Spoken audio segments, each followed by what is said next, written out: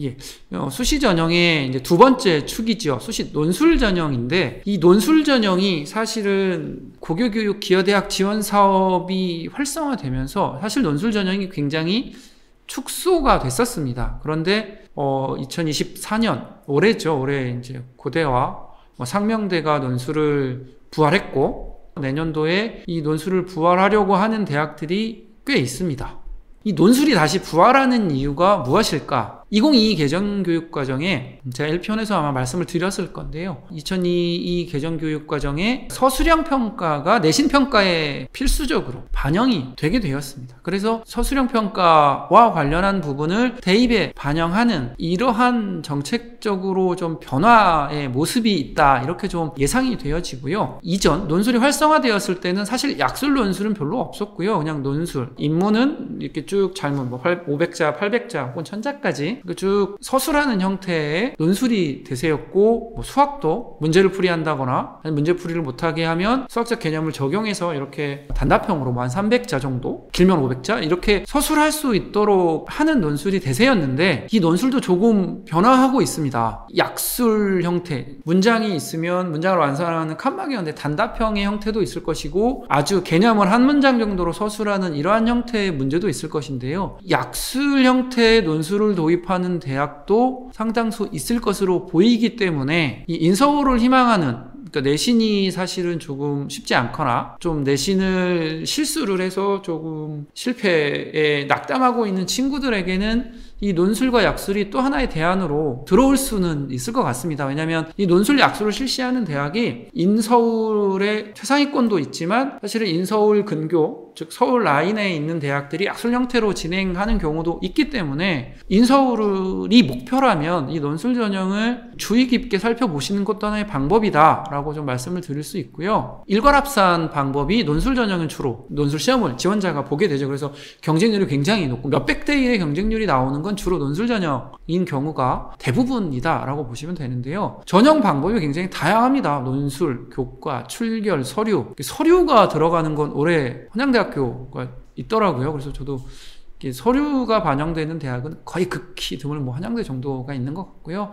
대부분 논술과 교과를 반영하거나 혹은 논술, 교과, 출결 이 정도를 활용해서 진행을 하는 거죠. 즉 논술 전형에 지원한 모든 학생들은 논술 시험을 볼 수 있게 되고, 논술 점수와 교과 성적, 출결 점수 이렇게 반영을 하게 되는데요. 출결과 교과 점수를 반영하는 부분은 이게 명분은 학교 생활을 반영한다가 되겠지만, 조심스럽게 동점자들 논술 점수를 1점 단위로 변별해내기는 굉장히 어려울 거예요. 그리고 동점자가 굉장히 많이 나올 확률이 높습니다. 그러면 이 교과 성적의 이 점수, 그 다음에 출결의 점수는 아마도 동점자를 변별해내기 위한, 즉 1점 단위나 혹은 소수점 단위의 점수를 만들어서 동점자 발생을 최소화하기 위한 어떤 이런 조정 요소일 것이다 라고 생각할 수 있는데요. 이게 사실 대학마다 굉장히 다를 수 있을 거예요. 극상위권 대학은 논술 점수가 거의 비슷하게 높을 거거든요. 그러면 사실 교과 전형의 교과 점수가 동점자 처리 기준도 되지만 큰 변별의 요소가 될 수도 있을 겁니다. 사실은 대학들이 논술 점수도 좀 공개를 할 필요는 있다고 생각이 들어요.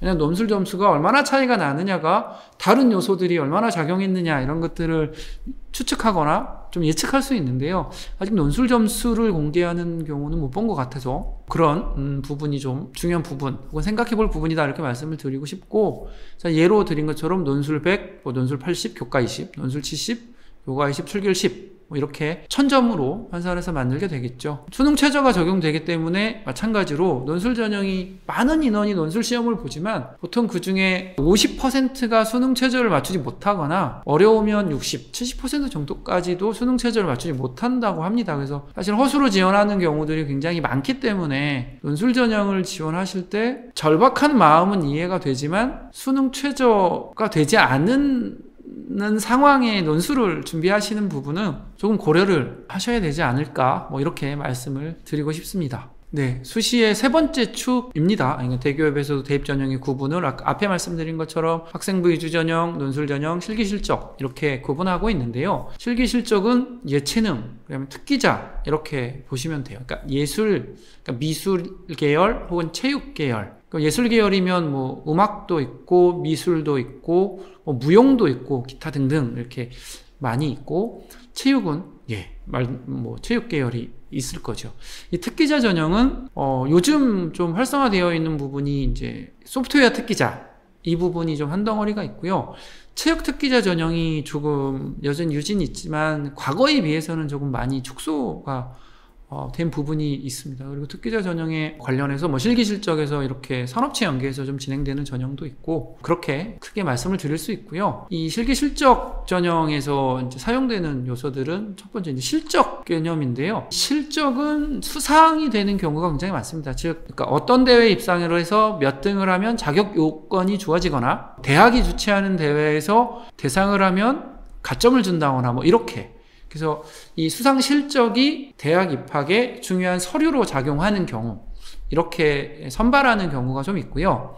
이제 그것과 더불어서 실기고사, 이거 뭐 다 아시겠지만 무용, 뭐 피아노, 연주, 그렇죠? 그리고 미술 같은 경우는 실제로 그리거나, 체육 같은 경우도 이렇게 뭐 실기고사를 치르게 됩니다. 그러면 일괄합산 단계별 전형, 즉 이 실기 실적 전형이 사실은 가장 복잡하고 가장 요소가 많습니다. 그리고 사실 고등학교에서 준비하기가 굉장히 쉽지 않고, 그래서 대부분 학교 밖에서 준비를 하는 경우로 알고 있는데요. 개인적으로 이 전형들 좀 단순화될 필요가 있지 않나. 굉장히 사교육비 유발은 아마 자기소개서보다 이 실기 실적 전형에서 훨씬 더 많이 유발이 된다라고 저는 좀 생각은 하고 있습니다. 그래서 고민이 되는 부분이다라고 잠시 그냥 번외로 말씀을 드렸고요. 일괄합산 단계별 전형으로 지원되는데 이제 수상 실적과 서류, 이 두 가지 형태로 크게 구분을 하시면 될 것 같아요. 예전에는 이 수상 실적을 요구하는 경우가 굉장히 많았는데요. 이 부분이 점점 줄어들고 있기는 해요. 어학특기자 전형은 거의 없어져서 유지하고 있는 대학이 거의 없고요. 이 수상 실적은 체육이나 혹은 미술, 음악 이런 데서 뭐 국제대회나 그 해당 대학에서 이렇게 진행한 대회에서 뭐 대상이나 금상이나 이런 학생들에게 특전을 준다거나 하는 정도가 아직 남아 있고요. 이 실기 실적에서 서류, 학생부를 보는 대학도 꽤 있습니다.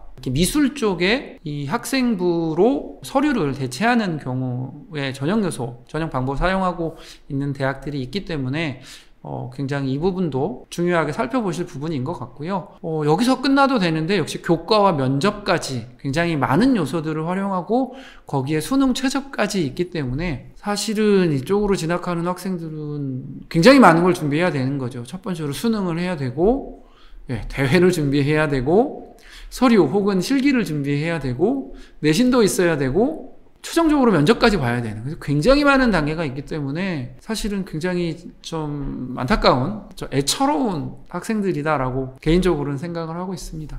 그래서 아래 예를 보시면 일괄합산 전형, 실기나 실적이나 실기 점수로 700점, 그리고 교과나 서류 점수로 300점. 그래서 이걸 대학마다 좀 다르게 적용하는 거죠. 실적에 교과 점수를 더하는 경우도 있고 실적에 서류 점수를 더하는 경우도 있죠. 그래서 대학들마다 이렇게 일괄합산으로 진행하면 앞에서 말씀드렸지만 실기고사를 모두 볼 수 있다는 장점이 있는 거죠. 이걸 이제 이렇게 모두에게 기회가 있기 때문에 너도 할 수 있다, 이렇게 얘기가 될 수 있는 거고요. 단계별 전형 같은 경우는 1단계를 통과해야만 2단계 시험을 볼 수 있는 거잖아요. 그래서 1단계는 실적 점수로 몇 배수 이렇게 선발하게 되고요. 혹은 서류 100으로 몇 배수를 선발하게 되고 합격한 학생들을 다시 보게 되죠. 근데 제가 써놓은 게 가장 복잡한 거죠. 1단계 점수도 있지만 실기 점수에 면접 점수까지 이렇게 반영하는 대학도 있고, 실기 없이 1단계와 면접만 보는 대학도 있습니다. 그래서 희망하는 대학의 전형 요소, 방법 좀 잘 보셔야 되고, 이러한 내용들로 이루어져 있다, 살펴보시면 좋을 것 같습니다.